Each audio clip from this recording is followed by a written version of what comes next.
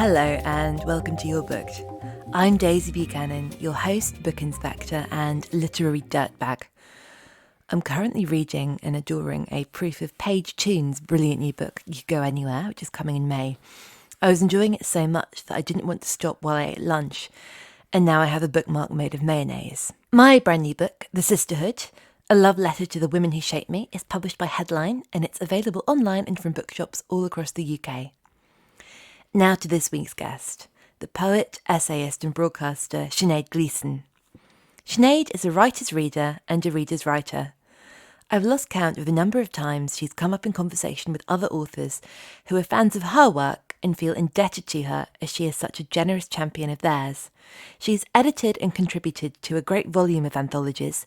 She was a vital voice in the Repeal the 8th campaign, and she's the author of the brilliant new book Constellations, an essay collection and the story of a life in a body as it goes through sickness, health and motherhood. Constellations is dazzlingly, shatteringly insightful. Sinéad breaks our assumptions about womanhood and rebuilds them into something beautiful, vivid and true. This is one of the most personal books I have ever read and one of the most universal. We can all learn from her words and become better humans from them. And her writing is so gorgeous that you can't tear your eyes from the page. It will stay with me forever. I read a proof, fell in love, and begged Sinéad's publicist to let us get her on the podcast. We ended up at her house in Dublin, drinking wine and hanging out with one of the most adorable puppies in publishing. So I turn I'll make us some more tea in a little bit when your voice starts going. You say you want more tea or something. Thank you so much. Do you want another cup before we start? I think I'm all right. Sure? Do you need anything? Yeah. No, I'm good. Yeah, I'm good. So we're here in Sinéad's house in Dublin. It's beautiful. We're here with Jake the dog. Hello. Jake is going for a little wander. I think he wants to see what we're going to do. So you were just showing me Niven Govindan's new book, which is... there it is. I found it. Put it on the sofa. This Brutal House. It's published by Dialogue, which is and one of the people. It's an imprint of Little Brain, I think, and there's a wonderful woman called Charmaine Lovegrove who's doing wonderful things and trying to find. Oh, I love her on Twitter. Yeah, she's fabulous. Trying to find BAME writers and writers of colour and sort of, I suppose, lifting up voices that we don't necessarily get to see or hear. And we all know that publishing can be very white and homogenous, and so I think this is a really good thing. But I interviewed Niven. I got to know his work. We had him on the book show a few years ago, and I think it was which book was it? Wasn't you mentioned one actually? Weird and Romantics. I think I read. It was Black Bread, White Beer. Yes, I think we talked to him about it. That was the Friday Project book, I think. Yeah, so I think he's really talented. So this is like, it's about the kind of the Vogue Ball kind of drag groups in New York in the 70s. I think it sounds absolutely fabulous and wonderful. So I'm going to dive into that. And it says, like, I mean, echoes of James Baldwin, Marilyn Robinson and Rachel Kushner. I mean, you could not read that. I know. So, it sounds magnificent. Yeah, so that's out. I think that's out in, is it June? I think it's June. Yeah, but this is, as we were saying, the problem with like so many proofs. There's all the things you want to read, all the things you maybe have to read for work reasons, in your case, in my case. And I just wish sometimes I had a robot version of me that I could just feed books into it and let it do it for me. Wouldn't that be heaven if you could just download them directly into your brain? Yeah, instantly. But which of course goes against all the kind of ideas of why we love reading and the things we like about it, whether that's, on a plane or in the bath or in stages or savouring another chapter before a book is finished because you don't want it to end. But it would be handy though. It would be nice. If all the work reading was done that way and your pleasure reading was just for yourself, it'd be great. What sort of reader were you when you were young? Were you a child who loved books, or was there a particular book that was a real gateway for you? Yeah, I was a massive, massive reader, and like everybody else, started with the usual stuff. So it was all the kind of Enid Blyton and Five Fine Outers and Secret Seven, all that stuff. And then I suppose because that stuff was mystery stuff, it isn't really a shocker that I moved on to very quickly to Agatha Christie. And I think actually there's some over here. Oh, yeah. I have piles of these, but this is only a couple. So, especially the old ones, I love them. They're these old kind of... These editions are beautiful. I think they're... Fontana. That's a Fontana. That's an old penguin. So the Murder of Roger Ackroyd. That's a real kind of Penguin Books green. This is it. This is The Murder on the Links? The Murder on the Links. So it's a golf murder, so you can see the kind of plus fours. A 70s? But it looks very 70s. Yeah, very 70s. And then why didn't they ask Evans? That's got another golf ball. Yeah. Golf in Agatha Christie now that I look at it. But they were the always... P.G. Wodehouse of murders. But you know what? I just opened this actually, and this shop, Como's, used to be on Cork Street, which is in Dublin 8, and it was a really tiny kind of windowless dark shop that this kind of man who always had like a fag hanging out the corner of his mouth, and you just walk in and there were just floor to ceiling piles, and I used to go down there, and I think I even walked down there on crutches once, and he got to know that it was me, and he'd be like, they're over there, and he would know. So before I was like Nancy Drew and Hardy Boys, and then I progressed to these, so I bought a lot of books in that shop, and I think some of the stuff, there's an essay in Constellations about spending a lot of time in hospital in my teens. So at that point, I think by the time I was 12, 13, I'd read all the Agatha Christie, and then it was like Ellery Queen and Niall Marsh. And you'd read all the Agatha Christie. Yeah, Bloody hell. Yeah, but this is the thing when you're in hospital and you're immobile and you've got nothing else to do. And also I'd be clicking away on my phone probably now. But there's nothing else to do. So if you're ill or kind of not able to move around that much, or you're bedbound, reading is it's total gateway. It takes you, gets rid of the boredom, it passes the time, but also like lets you roam around in a way that you physically can't when you're, on traction or whatever it was. So I read so much when I was younger. And I think a lot of it was kind of crime stuff. And then when I got kind of into my teens, I started to think about, maybe, I suppose, literary stuff, and started to like those wonderful penguins. I wonder if these kind of ones. Do you remember these ones? These minty kind of ones. So I started to read this sort of stuff like Jean Rhys and Colette, not understanding all of it, but kind of going, ooh, these look interesting and fabulous. And as we were talking about earlier, short. Look how short that is. If only all books were like, how many pages is that? 135 pages. That's kind of quite a nice, I think that sort of length. In your teens, I think that's a perfect time to start reading Jean Rhys, because there's a real bleakness to her that I think can be quite terrifying when you're adult enough to realise how bleak the world really is, and you've got sort of a teen idea of it, almost like in the way that I think, why teenagers love the Smiths, I think is why he'd be drawn to that world. I think the other thing about reading at that age is that you're like an omnivore. So you haven't learned what your tastes are. You don't believe in ditching books. You literally read everything and anything.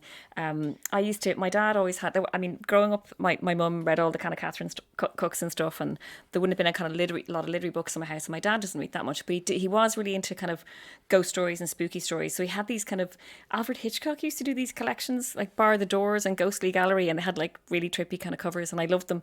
But he had there's a set of these books. I don't know if you've ever seen these.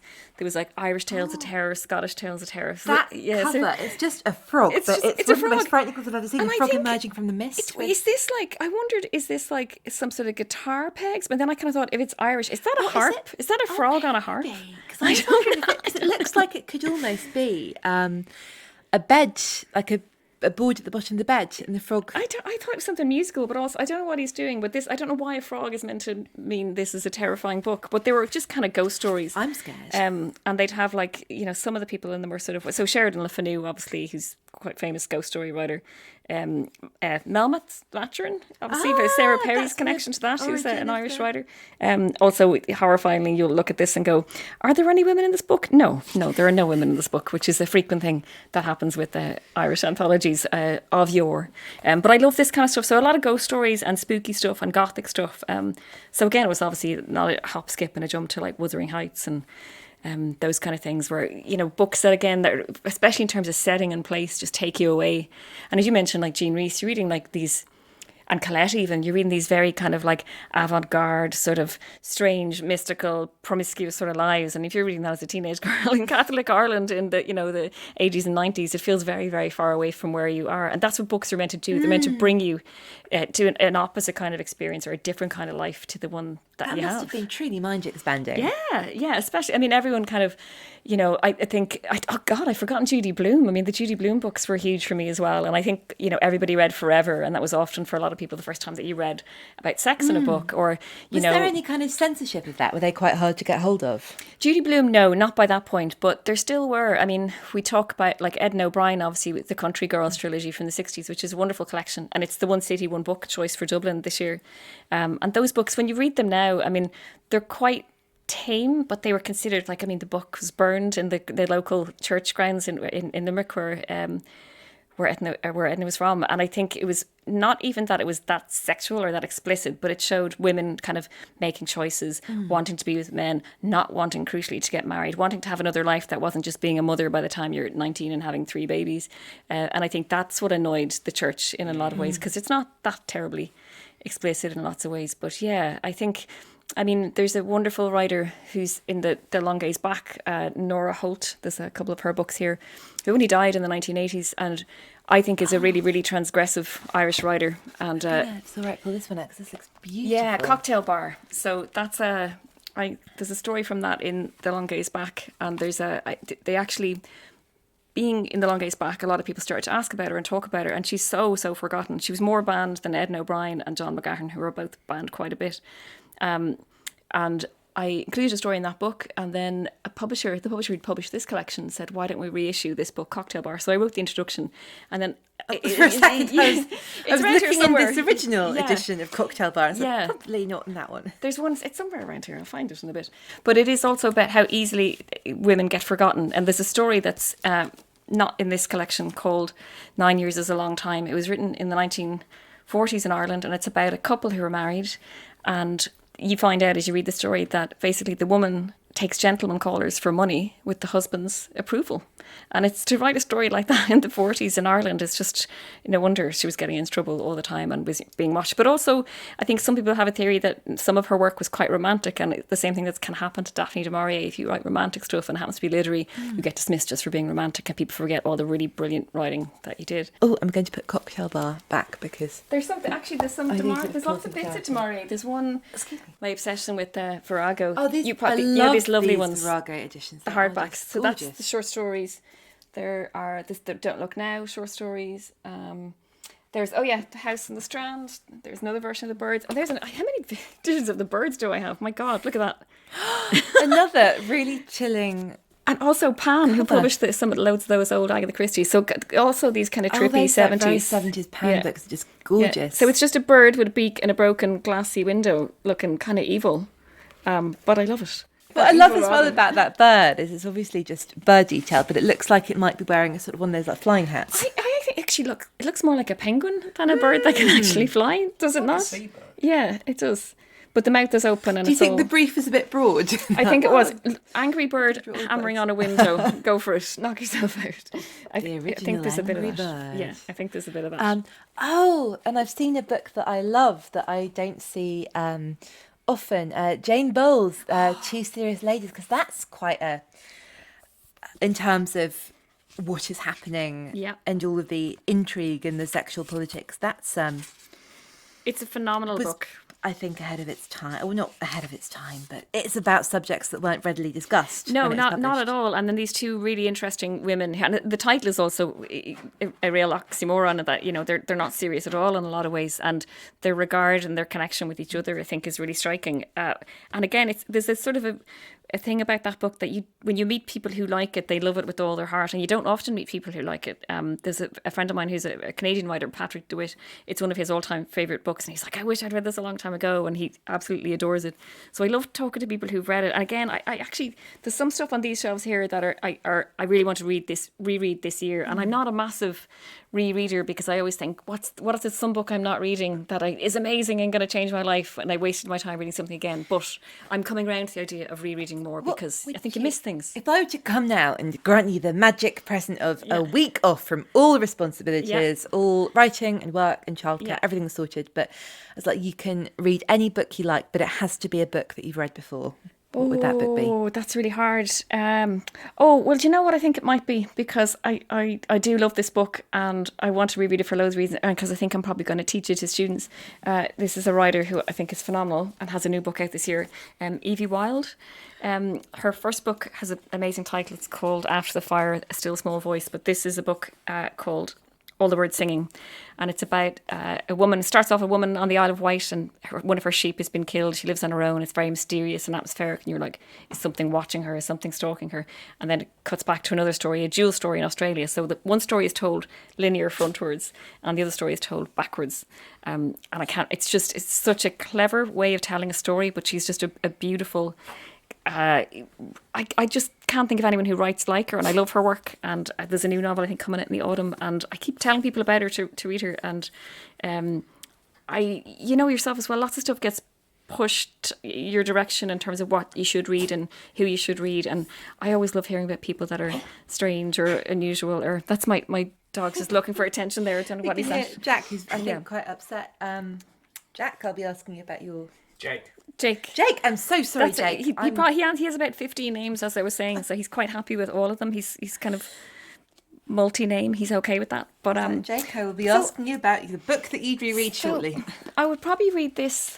Also, a book I love that I actually have reread because I do love it. And again, you might know this because it's a feminist classic, which is The Awakening by Kate Chopin. Oh, wow, yes. And people kind of read that around the same time as they read The Yellow Wallpaper, which is the Charlotte Perkins Gilman. And this is just a book, written in the, I think, 1899 it was published, so it was the decade of the new woman, so lots of stuff was happening with women. That very much looks like an edition you get if you were doing it as a set text. Yeah, it's one of those, it's these Dover thrift things, like they're often like 99p or whatever, but again, crucially very short and small, but it is about a woman who makes really unconventional choices when she's expected to be married and have children and just, shut up and just be a lady and don't do things that are transgressive, but of course she ignores all that and does all the transgressive things, and I totally love it, so I'd love to reread that again, because again, I've seen stuff in it that you don't spot. And again, what we were saying, when you read things when you're a teenager, you don't understand everything. And I think it's, reading a book like that, particularly now, at a time where there's a lot of talk around,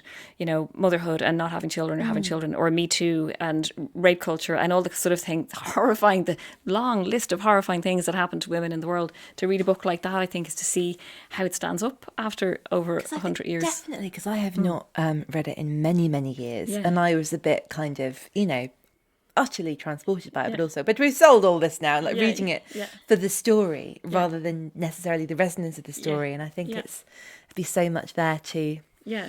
What do you think? Without giving it away, what do you think of the ending? Can you remember the ending? If I say it's something to do with swimming, does that jog any memories? Because the ending, I think, really divides a lot of people about what's going on or what she decides to do with her life. If my memory serves me, not to do any spoilers, I remember feeling quite cross about it at the time, but perhaps it making more sense to me now as a very human choice. Yeah, absolutely. I think I was like, oh no, I didn't like that at all. And then I think as I've thought about it as the years go on, I'm much more accepting of it. But then isn't that good when a character makes you annoyed? Because then you're like, oh, I'm so annoyed because I feel really real to you. Yeah, it's a very authentic thing to do. Yeah. Are there any, I feel bad about asking this question, but I was thinking about this, problematic romantic heroes and all of those narratives and what we're sort of sold as being the ideal relationship, and thinking, well, this is just terrible. Are there any male characters who are presented as romantic heroes that you have problematic crushes on? Oh, problematic crushes. Did Jane Bowles live here? Yes, she does. Let me think. Because I don't know, I don't think I ever really fancied Heathcliff. No, I didn't. And I see this is a thing that kind of pops up, a meme type thing on Twitter, and I kind of go, I don't think I've ever really fallen in. I mean, I've rooted for characters, but I don't think I've fallen in love with one necessarily. Well, it's funny actually. Now that because we've been talking about Du Maurier, there's something really, and maybe it's something to do with Laurence Olivier, Rebecca. What's his name? Maxime. That's it. Is it there? Yeah, no, it's not. It's not. That's cheating, Producer Dale. No, it's somewhere. I think it might be upstairs. There's some Rebecca's here, and I think there's some Du Maurier here. But I mean, it's because he's sort of, and yet he's got that gaslighty vibe about him, which is really problematic, obviously. But no, I tend to root for characters and wonder how they're going to... I like to see it, as we all kind of tend to do, you want to see how a character is going to respond to a certain problem in the hope that maybe if you ever presented with that situation, you'll steal their ideas and their roots out of things and see what they do with it. But it's a lot like, I think, isn't it? Shouting at a telly quiz show, not really appreciating how pressured that situation is. Yeah, completely. Who would you write a new ending for, or write a sequel for, if it's someone you rooted for and you really wanted them to have a happy ending? Do you know, it's funny, I think this is also a book I think a lot of people love, Toni Morrison's Beloved, and this book absolutely blew my mind the first time I read it. Gorgeous edition. I just noticed it's Picador. Picador. That it's such an angry book, and as you find the terrible thing happens. There's a ghost, there's the ghost of a baby. There's terrible things happen in this book, and I can remember feeling that I could smell the spaces that they talk about, and I could literally, the tang of blood and metal would be in the air. So I kind of feel but everybody in this book is deeply unhappy, and I suppose a next chapter, if the next chapter is not as horrifying as the first one, but the idea that that slavery is such an awful thing, that so many things still have to be worked out and figured out about, and it happened, and worse things than slavery happened, even more so to women in lots of cases, which is kind of one of the building blocks of the story. So maybe it's sort of a different story where what happens to the baby doesn't happen to the baby, and there's a different kind of life. I wondered if, I don't think Toni Morrison would ever go back at this stage, but I love this book so much, and I think you could have written a book based on all the characters in it if you gave them all their own story, because again, she's so brilliant at characterization and bringing people to life. And this book kind of chilled me. I loaned it to somebody not that long ago, actually, who hadn't read it, and just said they found it really like more of a ghost story. They found it to be actually quite frightening as opposed to just terrorizing or traumatic. They said I was actually kind of a bit freaked out reading the book. That is definitely, it's a book I read a long time ago. And I think that everything that's happened in the US, with Black Lives Matter and police brutality and and again, we're seeing it represented in TV shows and films and books and in music, and rightly so. And I just think that we didn't know the half of it such a long time ago, whether that's through ignorance or that, lack of internet, lack of news, or you wouldn't hear other cases being reported. But I just think and this is a really important thing for people to look at their own bookshelves as well, and kind of make sure that your bookshelves look that there are people of colour, that there are queer people, that there are people of different abilities, that there aren't too many. I remember a guy tweeting me about his bookshelves. This was a while ago, and I did scan. I didn't see one woman on the shelves, and again, it alarms me if people are only reading one kind of thing, or you're not reading outside of your own experience or your own culture. Your reading is going to be a lot duller, and your world a lot smaller if you're not kind of checking that. So it's really, there's a wonderful book around here that, again, there's a famous list. David Bowie has a list of 100 books that he loved, and there's a book on it. It's it's probably around here. Oh, there he is actually. There is actually Cocktail Bar, that one. Give your introduction. Introduction by Sinéad Gleeson. It's called Passing by Nella Larson, which is about light-skinned women of colour and the idea of whether you want to try and pass as white. And it's a really political, small, dark book. There's another book in the same edition I have called Quicksand. And again, it's books like this. I think of here it is here. And it's actually beside one of my all-time favourite writers, which is Zora Neale Hurston. If people ask me whenever I'm asked, do you have a favourite line from a book? A favourite first line? I always pick Zora Neale Hurston's Their Eyes Are Watching God. It has one of the best opening paragraphs with best opening lines ever. This introduction, I think, is actually by, if I'm not mistaken, I think it's by Zadie Smith, who is, it's wonderful. She's written brilliantly about her. It's in Feel Free, I think, right? It is in Feel Free, yeah, which is one of my favourite collections of essays. Love She's just that. Essay goddess. I adore her. If you want to read the whole paragraph, we would love that. Are you sure? Okay. Ships at a distance have every man's wish on board. For some they come in with the tide, for others they sail forever on the horizon, never out of sight, never landing until the watcher turns his eyes away in resignation, his dreams mocked to death by time. That is the life of men. Now women forget all those things they don't want to remember, and remember everything they don't want to forget. The dream is the truth. Then they act and do things accordingly.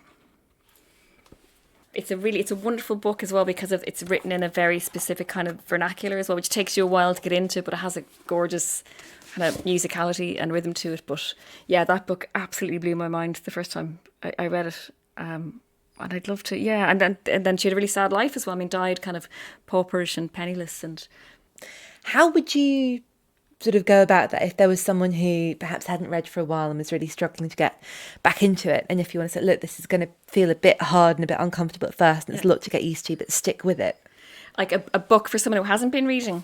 Or someone who's maybe been reading within a particular area and something where you want to say, look, you should read this. And at first it will feel quite difficult, but then the payoffs are great.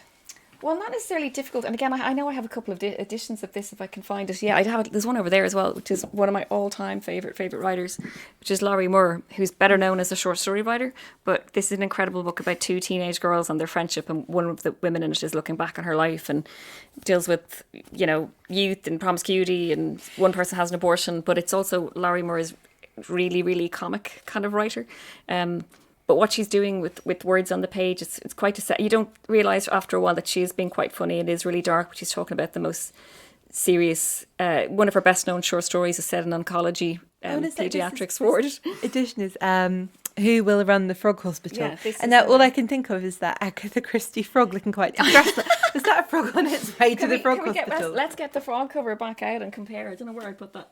But actually, I just noticed again, because this book is a book that I love, I have another edition of it somewhere around here. Very 90s. Yeah. I love this multiple editions. And they're both Faber, actually, I think. Yeah, they're both Faber. So I really like that cover. But I think... and it's interesting when you get to know a writer. A lot of people will mention Moore as a short story writer, and she has a brilliant line about the short story is an affair. The short story is an affair, and the novel is a marriage. And people think of her as a short story writer, but my favourite thing of hers is this novel, and maybe it's because it's the first thing I read, and I didn't realise it was all these collections of short stories that she had. When people can't or are struggling to read, or they don't know what to read, I always suggest something small and quick and sort of quite encyclopedic. And this is a book from a couple of years ago that I really, really liked, called A Whole Life by Robert Seathaler. And it's set in a kind of a logging community in America in the early 1900s. And it literally is a story of one man's life told in, you can see, about 150 pages. Like, how can you fit a whole life into 150 pages? And it's a very, what I think a publisher would call a small story, and yet you feel like you're living in this freezing cabin where he lives, and it's just a linear account of a man's life, but things happen because it's fiction. It's not a memoir. And this is the kind of book I've lent to a lot of people who have not been reading because they feel it's doable and it's short, and because it is quite, it is one of those things you get pushed onto each page by what happens on the next. And I just totally loved it. I mentioned Patrick DeWitt as well. I've got two brothers, and one reads and the other one doesn't really, and my dad's not much of a reader, but I loaned all of them The Sisters Brothers by Patrick DeWitt, which was shortlisted for the Booker, and it's by two brothers who are cowboys, and all of them read it and loved it. And I think if you get three people, especially two who are not real readers, who love a book like that, so that's the book I kind of say to people, if you don't like this, I'll give you like 50 quid. I'll give you some sort of monetary remuneration. So I'd say Patrick DeWitt's The Sisters Brothers is a book you can literally give to any kind of reader, and people will just love it. We'll be back to Sinead soon, but now it's time for my Steal of the Week. A book so good that just paying the cover price is a bit like buying a Picasso from a car boot sale for 20 pence and then being all smug on the Antiques Roadshow. This week's steal is by Series 1 guest Nina Stibbe, her brand new book, Reasons to be Cheerful. If you loved Man at the Helm and Paradise Lodge, of course you did, I have great news. Lizzie Vogel is back, and she's exploring the world of semi-legal dentistry. This is such a tender book about being on the very brink of adulthood. Nina isn't just the funniest writer I know, but the most emotionally intelligent too. This made me laugh and laugh and laugh, and then suddenly I was weeping. The shift is exquisitely handled. It's a story about everything that is wonderful and awful about being human. And Nina is such a sonorous, lyrically smart writer of jokes that she makes Coleridge sound like a broken boiler. That's Reasons to be Cheerful, out on the 28th of March, published by Viking. Now back to Sinead. This is a lot of non-fiction, memoir, poetry. This is a load of poetry because they're all kind of really skinny. And again, I think this, if people are struggling to read, sometimes I think they assume it has to be a novel or even a book of short stories, which is also a great recommendation for people who don't read much, short story collection, or even better, an anthology. Because if you don't like one story, you've only spent 10 pages with it, it doesn't feel like a waste, and you just jump on to the next thing. And I do love them. I mean, I've edited a couple of them, and I love the fact that you don't know what you're going to find. It's a bit of a grab bag. So I tend to buy them. There's a few knocking around over here. There's shelves over there with Irish stuff. But and then these kind of things, like little sets like this, that's my kryptonite. I can't resist that kind of stuff. Beautiful, these Faber stories. Yeah, the standalone ones. So they've got What's that? Edna O'Brien one? That's an Edna O'Brien, yeah, from Paradise. And then Sally's one, that was the one from Granta, which is Mr. Salary. Gina Barnes is another writer who was wonderful, who wrote a book called Nightwood, a kind of quite experimental sort of book. And that's a handful of stories, but they're a lovely idea. And there's Beckett, Dante and the Lobster. These as well are so sort of, books as decorative objects as well as books. Do you know that Notting Hill Editions, who published these are all essays and different people. So they've published, like, from Deborah Levy up to, like, there's this one is wonderful, John Day. He used to be a bike courier in London, and it's basically a kind of a psychogeography, but he called it cyclogeography. So it's kind of all about London, how you traverse a city on a bike and how it's a different speed to a car or walking, and then obviously there's Wolf, and it's wonderful. This is, in terms of books as objects, this is lovely. It's a book about the history of horror, and it's called Sleeping with the Lights On, and there's a cutout of a bulb on the front, which I adore. Daryl's an academic here in Trinity. But yeah, and these ones, I love these ones. These are object lessons. You pick one subject and you write a book on it. So you may know Joanna Walsh, who used to run the Read Women account. She did hotels. There's ones on shipping containers, dust, personal sock. stereo, sock. What luggage. would your object be? I would have written one. I think I would have. Someone's already done it though. I would have maybe done hair, but I have an essay in my own book about hair. But I don't know. What would yours be? What would you think? It's a great idea. That's a good question. Well, it's a bit sort of niche, but I was thinking about, and also just because I've seen there is a hotel one. Oh. But so I was thinking earlier about how I want to write about hotel gyms, because they're almost always completely terrible and they've not got anything you need in there, but also you feel about 1,000 times more sort of virtuous and insufferably smug, because going in a hotel, it's so much more effort somehow than just going to the gym in real life, even though you're just sort of walking into a basement. Yeah, when you could just like actually be asleep or in the spa or having a cocktail in the bar instead of being in the gym. On holiday or away. But do you know who's actually doing one of these? Do you know Alison Devers, who's opened the Second Shelf bookshop? Oh, yes. She's doing one on trains, I believe, this year. Yeah, which is another good one. Because you kind of don't know what people are going to say. It's often not the straightforward. It's not an account of the object. It's your relationship to the object. But I think a lot of the stuff up here, there's a lot of non-fiction stuff. And again, my book is a book of essays, and I found that for a long time, I thought I was going to write a novel, because you assume if you're a writer, it's going to be a novel. And I didn't really know, I'd read handfuls of essays over the years, but they hadn't really become a thing, or certainly not you could write a book about. And I started to find, you kind of start to find the writers who are sort of writing stuff that really interests and appeals to you. So people like Maggie Nelson or Rebecca Solnit. And sometimes I think as well, there's an aspect of permission, isn't there? Oh, you're allowed to write a book about that. Absolutely. And I think there's a book that was recommended to me a few years ago, which was Leslie Jemison's The Empathy Exams, which is again a collection of essays, but it's about all sorts of things. And the title essay, Empathy Exams, is she needs money, so she does medical acting, where you literally go in and you're given a condition and you have to pretend to medical students that you have like a tumour, or you've got appendicitis.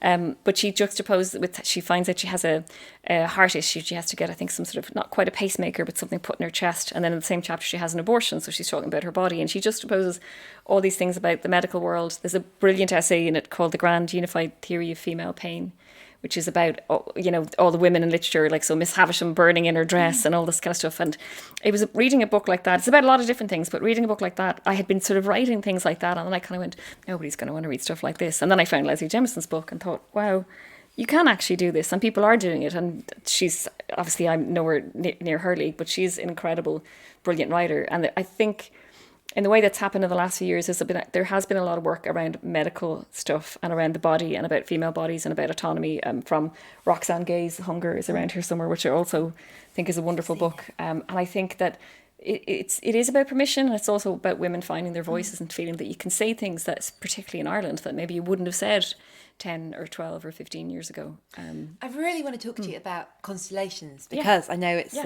it's bold because at the time of recording we're in January, and I think technically I read it last year, but I think it is going to be, it's one of the strongest, most powerful and most moving and compelling books of 2019, maybe ever. I truly, truly adored it. So, and it's funny, that was only ever my working title. Because I was thinking about it. They've kind of gone with the line about the metal in my body, but I thought it was a kind of a really good way of describing an essay collection, because they are all distinct in themselves, but they're all part of something larger. And kind of, I think, maybe not, you might disagree with this, but about sort of womanhood as well. And it's a sort of a galaxy of all these women, for sure, very different, but very much part of something universal. Yeah, absolutely. Because I see, like I said, there are writers who sort of shown me what you can do, and lots of them are not necessarily just fiction writers or people who write essays. So, did you start writing it before you knew it was a book? Was there a period of time where you realised what it was going to become? I kind of started to write standalone stuff. It's funny, actually, I keep forgetting this, but a good few years ago, I wrote a tiny, tiny piece about January 5th, which is the anniversary of when I got leukemia. And I used to have a blog, and I put it up on that, and a publisher got in touch with me and said, would you want to write more like this? And I said, I don't know. I had literally never thought about writing memoir or essays. So they gave me a deadline, and I wrote a few pieces, and I really liked writing it. And I think they wanted something else from me. I think they wanted something much more linear and all about the illness, and I wasn't interested in writing some sort of sick lit type book, because I don't, and I still don't see this book as a memoir, because the book is about a lot of things. To me, Vivian Gornick, who's a wonderful essayist herself and writer, says that the memoirist tells all and the essayist selects, and I wasn't interested in telling all. And I also think that really good essays look outwards, so they look at art and they look at politics and they look at other writers and they look at things going on in the world, as opposed to just constantly talking about their own experience. So I think the first one that I wrote, I was starting to, my husband will, he'd be laughing right behind me if he was standing closer to me. I talked about writing for a long time and then didn't do it, and a lot of it was fear and lack of confidence. And because so much of my working life is meeting writers who are writing wonderful books, you kind of think, I'll never be able to do that. It won't be as good, so why would I even bother? So I didn't do it for a long time, but harboured these ambitions. So a new literary journal had started in Ireland with 3 women as editors, called Banshee. It's a wonderful journal. And they set up and were looking for submissions, so I decided to write a piece. So I wrote a piece about hair, which is sort of about my own experience, various head shavings, multiple colours, chemotherapy, but also about l'étendue in the Second World War, about PJ Harvey, about Renaissance paintings, about how hair can people can make an awful lot of assumptions about women based on their hair. So I submitted it to them, and they came back and said they were going to publish it. I generally was really shocked, and I'd actually been in hospital. I had a fall and thought I'd messed up my hip, and I was just really emotional. I think it was a lot of opiates as well.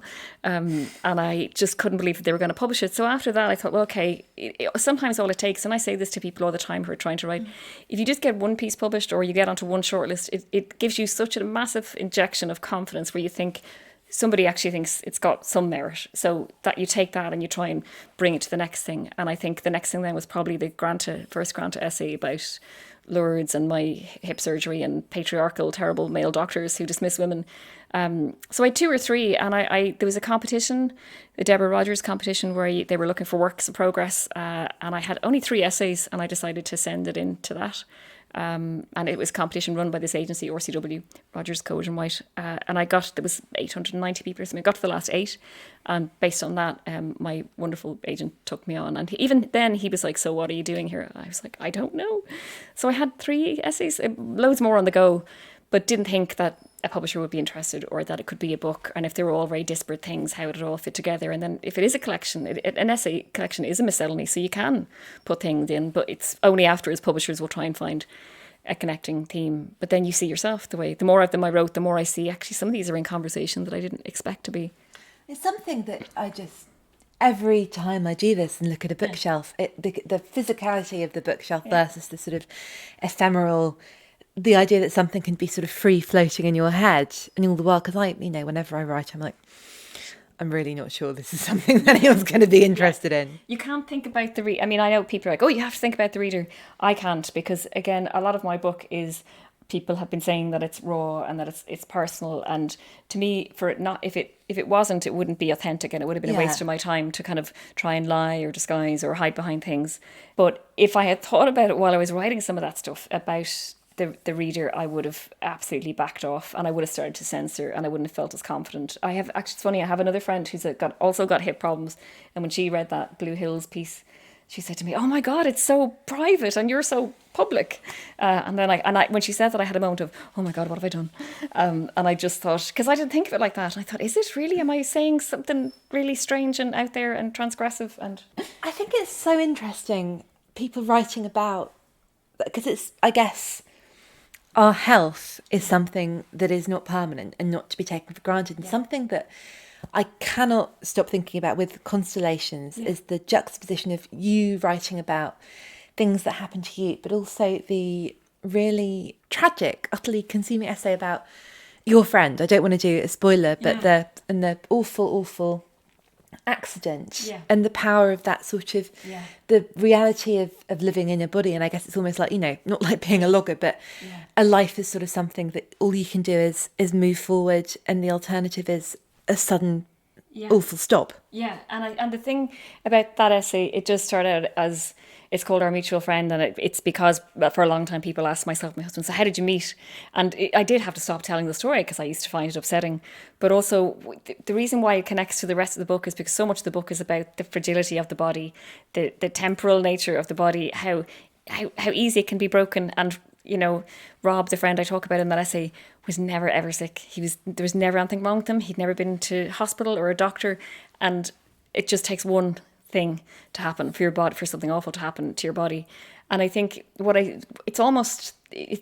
think Picador wanted the Blue Hills essay to be first, and I think in a way now I've realised that what it says in the first paragraph of that book, which is the first page of the book, is essentially a lot of what the book is about, which is that you don't ever think about your body unless, you're fighting in a war or you're in hospital or you're having sex or whatever. It's like good things and bad things. You literally most of the time, day to day, never stop to think about it. And it is that, that cliche about your health being your wealth, that if you're untroubled by bad health, you don't know how lucky you are to not have to deal with that. I think it's the most straightforward definition of privilege, isn't it? Yeah. You don't notice how good you have it until you don't have it. Yeah, absolutely. And I think that's something that I wanted to talk about in the book in relation to not just myself, but particularly in relation to women and what happens to women and what has happened traditionally to women in Ireland, about that, women's bodies here have been the source of, like, you must have 12 or 15 kids. You are not allowed to have an abortion. You're not allowed to go on the contraceptive pill, all based around the dogma of the church and religion, but also, women who are put into mother and baby homes and women who are put into laundries. And we've had a really appalling track record in the way we treat women and their bodies in Ireland. And if you think about it a lot, it's super, super upsetting. And there's an essay that's not in the book, but it's published in a wonderful journal called Gorse, where I was on a panel with Jamie Attenberg, the American writer, who's super funny and really cool. And I read a piece from this essay, and after she said to me, "I think you're a political writer." And I said, "I don't think that I am." And she said, "Well, if you're a woman writing about all the things that have happened to women in Ireland and you're writing about the female body in Ireland, how is that not political?" And it actually kind of opened a door. I was still struggling with the book at that point, and it made me kind of think, yeah, maybe it is like that, and maybe the things that I'm saying will link up with other things that are broader and not just necessarily about me or my life. That's how you could sort of make the argument that, based on years of history, more or less any woman writing, it's kind of, it is political. And this idea that we're sort of like heartwarming and domestic and content, that's splitting us up, that's separating our stories into, it's funny, isn't it, how all of these women keep writing about terrible things that happen to women. Let's not link those up. Let's talk about the individual journey rather than saying this is a part of a whole. I think, and I've said even more broadly, and not just about the essay, but I've said this in relation to the short story anthologies I've edited, which are all female, two of them for reasons of the Irish canon being very heavily skewed towards men and women being left out of it. So I decided rather than give out about that, I would do something. So I'd make books. And sometimes, I know there are people, and I know there are Irish writers and Irish male writers who haven't read those books because they see it as a book full of 30 women, even though lots of them write short stories and lots of stories are very good. And some of them are by classic people like Elizabeth Bowen or Maeve Brennan. But there is a massive assumption made all the time about what the subjects that women write about, and that those subjects are twee or cosy, and they're about you know, and I've said this many times on panels, that if it's about relationships or sex or love or families or death, it's domestic and it's lovely and they did a great job. But when men write about the subjects, it's kind of human condition and it's much more philosophical and it's political and it's the global weight of the world stuff that men are actually taking on and women aren't. And it's like, but that's simply not true. We're all writing about those subjects. But I sometimes think that, and it'll be interesting to see what the response to Constellations is in terms of men. And I've heard from a lot of men who've been reading it, which is wonderful because they're seeing that it isn't a book. It's by a woman, but it's not necessarily for women, even though there's a lot of stuff relating to femalehood, I guess, in the book. But I guess in terms of it being a learning experience and a book of impact, I'm not saying for a second, you know, I know all that. I found it, you know, enormously rewarding to read a book that was a real sort of, you know, a wealth and a nourishment. But I feel as though if you're a man who doesn't read many women and has a fairly easy, untroubled life, like, you need to read this book. There's information here that would be very useful to you. It's funny. I find some people have been tweeting me about going, "Oh, I got your book," or "I'm going to read your book," and I have to stop myself and go, "I hope you enjoy it," because it's like it's a little bit of a strap yourself in one. There's a lot of dark moments in this book, and there's lots of.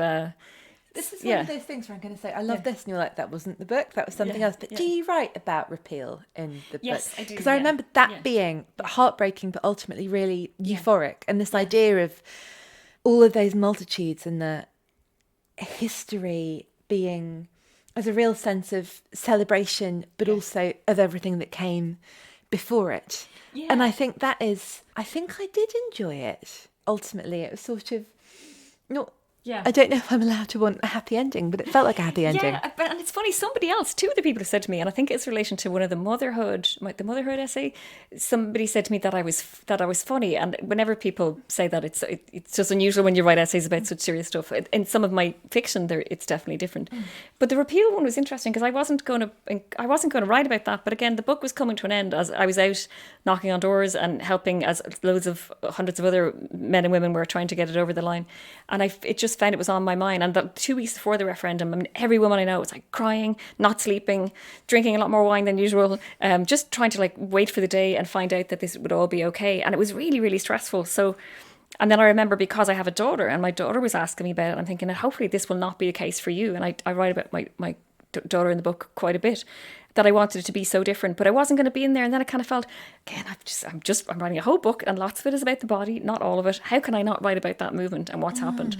But it was almost like every time I got to do the edits, things were changing and it was moving along. And even now the laws come in, but there's been a problematic case of a woman who's been refused an abortion, who's had a fatal fetal abnormality. And the law is not perfect by any stretch, but like I said, there have been women around in Ireland who were doing this stuff in the 60s and 70s and beyond and before that, who were at a time when it was much harder to do it. It's almost easy for someone like me to do that, but there was a lot of women who come before me. In the same way with the writing as well and the anthologies, the women who got to be writers who were competing against men who didn't want to include them in their anthologies, didn't want to hold up their work, didn't want to talk about their work. And as long as women stop never doing that, I'm not going to let that happen. I am going to speak up. I am going to do something. I'm going to be active, not passive about it. I think that makes me really hopeful, I guess. So yeah, it had to be in there, I think. I wasn't going to at the start. Maybe in the way that, you know, it's true of writing, that the more people do it, the more people coming up will see it can be done and it's important to do. Yeah, and I think, again, like I've taught workshops with people and it can be like a whole variety of experience and what people want to do with their work. But it is confidence, and I see it much more with women. I mean, in lots of cases, like there's a wonderful Irish publisher, Tramp Press, run by two women called Lisa Cohn and Sarah Davis-Goff. And Sarah has her own novel coming out, a really good novel about zombies in Ireland called Last Ones Left Alive. And they have a submission policy where if you send them a submission and you say you don't read any women, they won't read your manuscript. But they said that even the confidence of people who approach them in terms of, I'm a writer, or I want to write, I'm trying to write, it's always a lot more men who are much more confident, and often it's women who are less. But she did. She just kind of, it was like, ta-da, I've written a book and it's getting published. And I thought that was amazing. Absolutely. The paragraph you read, Nora Zeal Hagstone, that we know women, the dreaming is the doing. Yeah. Yeah. And I think like I said, didn't do it for years. And I realised that even times when you're not necessarily writing, you are thinking about it. And the next thing, I'm trying to write a novel at the moment, and I haven't really been near it in the last few months because of kind of exhaustion and work and life and kids and everything else. And the more I didn't do it, whereas I'd been in a daily process with the book, the more I didn't do it, the more the days went by and the more they clocked up. And I was looking in the rearview mirror going, God, that habit of writing I had every day is kind of gone. And part of me went, whew, maybe I don't have to do it again. Grand. And then another part of me went, no, you have to go back. But I got really afraid of going back and I got really nervous about it. And I went away very recently for 4 days to a retreat to see if I could climb back into it. I had bits and pieces of it done, all very in scraps, haven't a clue really what it is.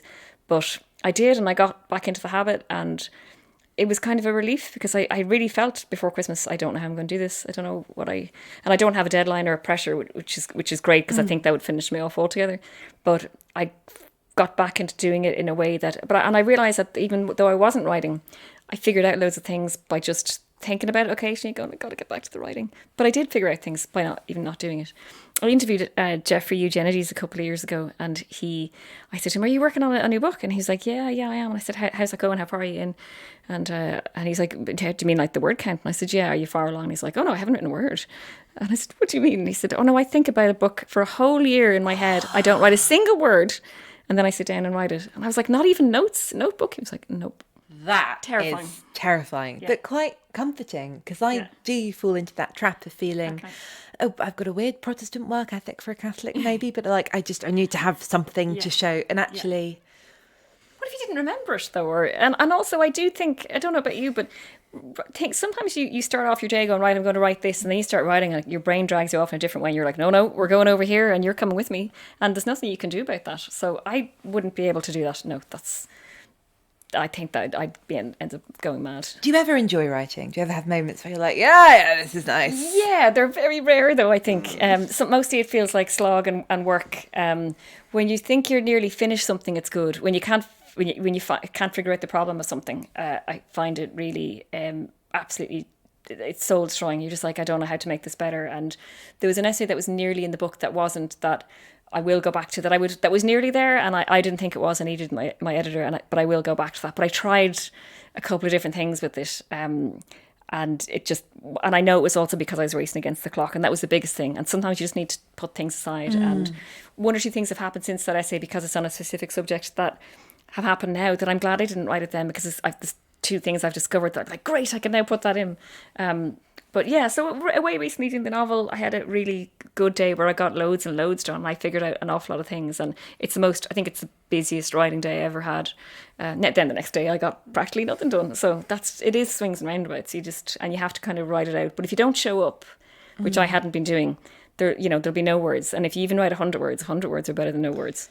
I do sometimes think with social media, in the way that in my head, I know it's not good for me. I never, ever, ever come off it. Oh, that was great. I really enjoyed that. Terrible. Mad half hour. Yeah.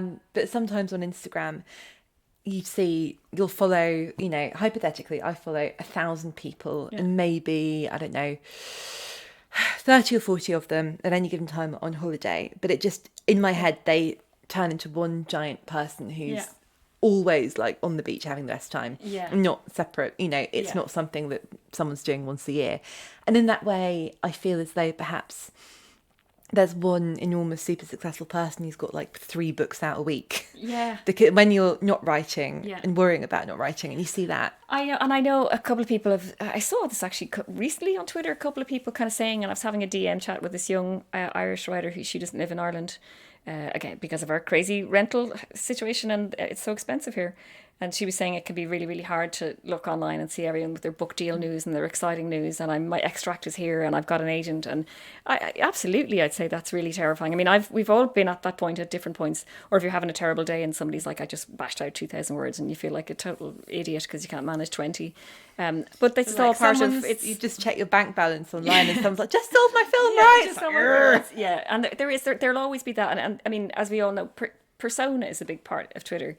Some of the people who are really, really funny that I know on Twitter who've met in real life are very, very quiet. I have made so many friendships, and I'm about to get into a WhatsApp book group with Catherine Angel and various other women about a book, actually an Anne Boyer book that we want to talk about. And this is the kind of stuff that happens. Do you know which one you're starting with? We're going to start with, I think, Garments Against Women, and then she has a new book out that we all are champing at the bit to get at, but it's not out till later on. But again, I see it all the time online, that I see women who are so keen to connect with other women, to amplify, to hold each other up, to look out for people when people are having bad days or have had terrible experiences or have talked about their Me Too experiences. And I find there's loads and loads of good in Twitter, which can offset all of the horror show of it most of the time.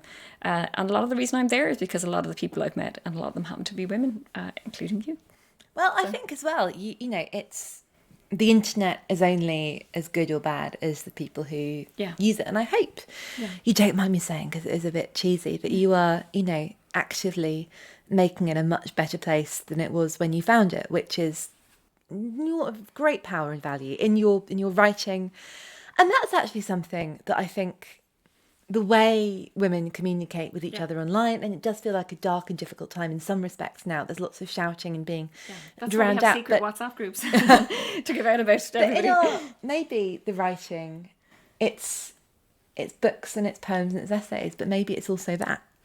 Yeah, and you know, it'll sound like it's the biggest cliche in the world to kind of, you know, that art can save your life and art gives meaning to our lives and our existence. But it is. But at a time when things are feeling really, really bad and people talk about, you know, self-care and going out for a walk and stuff. But I find it reading and dipping into something, and even like picking a couple of poems if I don't have time to delve into, or I can't find the right book, or my head's melted and I can't think of the right thing to read. If you just read, words offer huge amounts of solace. And they did for me all those years that I spent all that time in hospital. And anytime I was sick, I was always reading, because it didn't ever feel that I had a lot of very bad days. And some of those days were just really helped because of books and because of words and because feeling that you can climb into something and lock yourself away from the actual horrible trauma of your life on that particular day. But you can escape with words, and I've always found them that way. And again, Twitter has been a place I found Anne Boyer because of Twitter, Roxane Gay because of Twitter. You find lots of people because it just takes someone snapping a picture of a book or mentioning something, and then people get to know what you like and go, oh, do you know what you'd like? And I do the same thing when with friends. I go, yeah, I think you really like this. So it's been wonderful. There's so many good things about it, not least finding brilliant new people who write wonderful books. You know, I've mentioned Roxane, I've mentioned like Olivia Sudich's book, Sympathy, which I loved recently. This is another thing that I found I returned in the last few years as I started to write, possibly as a way of not wanting to read fiction, because I used to read a lot of it, as I started getting back into reading more poetry. And there's just been incredible amounts of... that exposure's great as well, because it's nice and short. It's nice and short, but also I think if anyone, and I say this to people who want to write, whether they decide they never want to be a poet, if you want to be a writer, you need to be reading all the time, but you need to be reading poetry. That's how you learn about words and sentence structure and rhythm. And all those kind of things, and economy, less of economy. There's been so many wonderful Irish writers. This is Eleanor Hooker. She lives in Tipperary. Martina Evans. We Can Talk Openly About Men, which is a super stealable title. A good friend of mine, Dirani Grifa, who's gorgeous editions, has published just a book called Lies, which is here somewhere, which is wonderful. And then there's people who like Anne-Marie Curran, and this is the most incredible collections about, again, takes on a lot of stuff about female bodies and mother and baby homes. And then you've got people who are doing this kind of stuff, which is like Anne Boyer, who's, I mean, it's kind of philosophical. It looks like prose. Some of it is kind of poetry. She's incredible. You should follow her on Twitter. She's got a new book coming out this year. And again, reading people like this kind of shows this is somebody who's utterly fearless, who doesn't care. Doesn't want to be called a certain kind of writer. Has no truck with form. It's like, don't put me in boxes. And I really like those kind of writers who blur those lines. And lots of people are doing that with them. Shall we finish on a poem? Is there anything you'd like to read? Oh, let me think. Oh yes, absolutely. If I can find it, because it's used in the epigraph of Constellations. Yes, here. This is, I don't know if you've come across this writer, Liz Berry. This is called The Republic of Motherhood. And I used a line of this as an epigraph in the front of Constellations. I totally love this. And it also speaks to some of the things in Constellations. So it's called The Republic of Motherhood by Liz Berry. I crossed the border into the Republic of Motherhood and found it a queendom, a wild queendom. I handed over my clothes and took its uniform, its dressing gown and undergarments, a cardigan soft as a creature, smelling of birth and milk. And I lay down in motherhood's bed, the bed I had made but could not sleep in, for I was called at once to work in the factory of motherhood. The owl shift, the graveyard shift, feeding, cleaning, gloving, feeding. I walked home, heart-sore, through pale streets, the coins of motherhood singing in my pockets. Then I soaked my spindled bones in the chill municipal baths of motherhood, watching strands of my hair float from my fingers. Each day I pushed my pram through freeze and blossom down the wide boulevards of motherhood, where poplars bent their branches to stroke my brow. I stood with my sisters in the queues of motherhood, the weighing clinic, the supermarket, waiting for its bureaucracies to open their doors. As required, I stood beneath the flag of motherhood and opened my mouth, although I did not know the anthem. When darkness fell, I pushed my pram home again, by lamplight, wrote urgent letters of complaint to the Department of Motherhood, but received no response. I grew sick and was healed in the hospitals of motherhood, with their long closed isolation wards and narrow beds watched over by a fat moon. The doctors were slender and efficient, and when I was well they gave me my pram again so I could stare at the daffodils in the parks of motherhood, while winds pierced my breasts like silver arrows. In snowfall I haunted motherhood cemeteries, the sweet fallen beneath my feet, Our Lady of the birth trauma, Our Lady of psychosis. I wanted to speak to them, tell them I understood, but the words came out scrambled, so I knelt instead and prayed in the chapel of motherhood, prayed for that whole wild fucking queendom, its sorrow, its unbearable skinless beauty, and all the souls that were in it. I prayed and prayed until my voice was a night cry, sunlight pixelating my face like a kaleidoscope. It's incredible. Huge thanks to Sinead. Constellations is out on April the 4th, published by Picador.